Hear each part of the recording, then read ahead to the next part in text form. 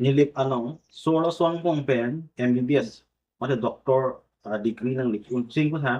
nang li masap so nang li journey mo sang ka Nili journey Kicheng Bangladesh Chukhola Assumption English School pen matlo dak pensini li matric po unlo la penang parke nili Difu Government College hadak pensi higher secondary po unlo la pen ke non nili haladak Assam Medical College Dibrugarh haldak pensi nili labang so degree bang chipalong poniklo nang itong arong mapen nang itong chemistry oh nilitung marong long huptiso chuki hola nilip lapen ke lapu nilipo lapang ke Sir Chandra Singh ingti lapu nilipai mem Martha Tirangpi nilite do labang ke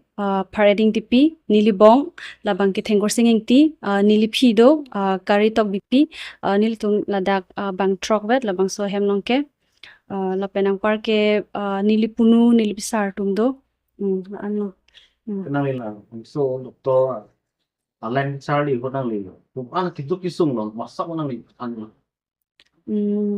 Kido kisung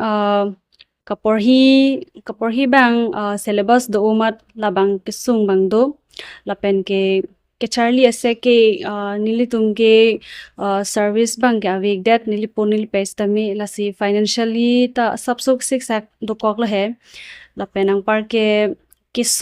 keso ta do nilitum hem punili pestami alang ta keso non pustami kemo en bomla lapen nilipo alang listami hard keso lapuson lo jo mane keso tumda do ke Charlie syllabus do kidulo banse me hala bangke ni mithang bang si deal dat lo he hala bangke pons tami lapu keso tumbang ta dukinang do dun lo pons tami alang litung ta in aning kang tang pansi ki dolo niliphan ko ni akha pens dolo he alang litung ta pasining charong lo yeah nang li Carmen long resoi lang tong logo Charlie at tong ano visit nang li ben sit Mrs. Victor niligi pugang tung bang ke chimatha nang ni jaili dubwak pora chimatha nang ni porhi te unji mithang bong isi belief confidence inke hard work dunang ji la bang so